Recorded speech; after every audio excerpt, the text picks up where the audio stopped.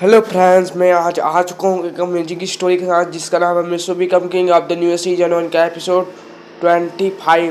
इसके previous episode और play list का लिंक आई बटन और डिस्क्रिप्शन में मिल जाएगा, तो जाकर देखिए। चलिए इस स्टोरी को स्टार्ट करते हैं बिना किसी देरी के एक इंट्रो के साथ।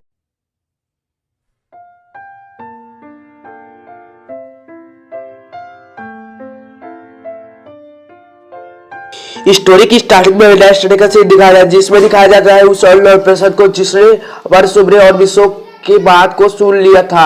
हाँ गाइस, वो और कोई नहीं, हमारी गोल्डी गर्ल मिचिको ही थी जो छुप कर हमारे सुबह और विश्व की पर्सनल बातें सुन रही थी। इस समय वो अपने घर में होती है और कुछ बोल रही होती है। आइए सुनते हैं कि वो क्या बोल रही थी। वो बोल रही थी कि तो अच्छा, मशहूर एक्ट्रेस सुमरे हुसैनो ही हमारी पाको है। इस हिसाब से तो विश्व ही परमैन होगा, क्योंकि मैंने पाको के आंखों में परमैन के लिए फीलिंग्स देखा है और सेम टू सेम मैंने सुमरे के आंखों में विश्व के लिए फीलिंग्स देखा है। तो इस हिसाब से परमैन मिसो ही होगा। अब मैं दोनों की आइडेंटिटी जानती हूँ और अब वो कुछ प्लानिंग बनाती है। वो बहुत खतरनाक प्लानिंग कर रही होती है। ये प्लानिंग आपको नेक्स्ट एपिसोड में पता चलेगा। स्टोरी को कंटिन्यू करते हैं।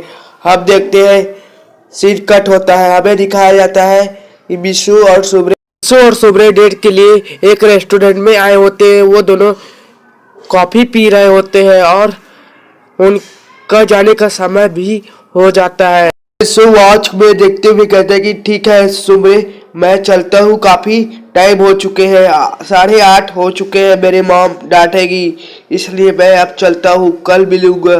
और तभी सुमरे उसे बाय कहती है और कहती है कि ठीक है, मैं कल तुम्हें स्कूल के लिए ड्रॉप करने आऊंगी, ठीक है ना मिसो। ऐसा कहकर वो अपने घर की ओर चली जाती है। अब हमें नेक्स्ट का सीन दिखाया जाता है जिसमें हमारा विश्व फर्स्ट उठ जाता है और ब्रेकफास्ट करता है और उसे सुबह ड्रॉप कर लेती है और स्कूल के लिए वो दोनों निकल जाते हैं।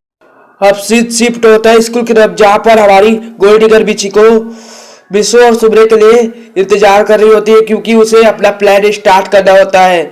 और थोड़ा देर बाद में ही बिचिको देखती है कि हमारे विश्व और सुबह आ रहे हैं कार में, और तभी वो फिर से स्पिल करती है और कहती है कि पाको और परमैन तुम्हारे बीच में जो भी रिलेशन है एक बस कुछ दिन के लिए है, उसके बाद तो परमैन सिर्फ मेरा है।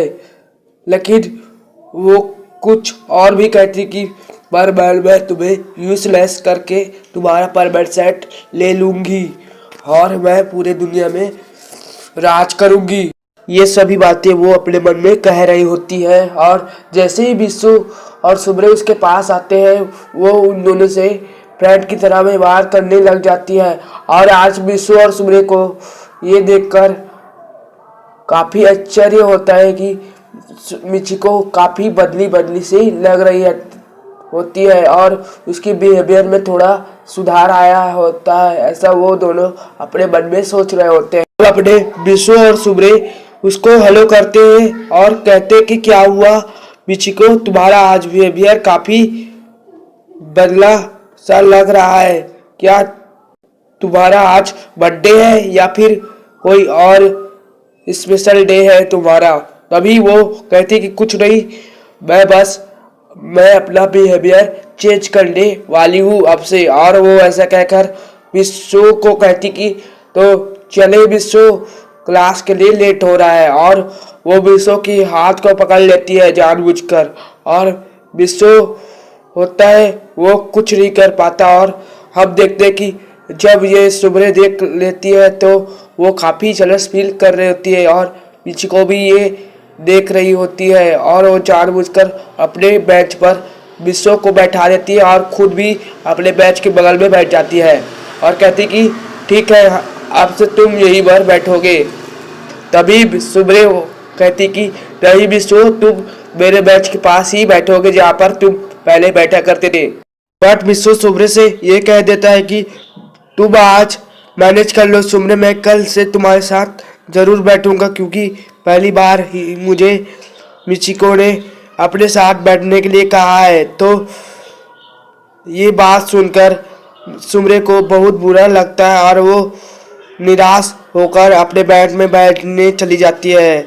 उसके जाते ही मिसो अपने डायमंड 7 से कहता है कि अपनी माइंड रीडर पावर का यूज करो, और वो अब मिचिको की माइंड को रीड करने में लग जाता है कि आखिर उसके मन में क्या चल रहा है। अब उसे पता चल जाता है वो क्या सोच रही है। अब मिसो गुस्से से अपने माइंड में कहता है कि मैं इसे छोड़ूंगा नहीं, इसका प्लान कभी भी कामयाब नहीं होगा।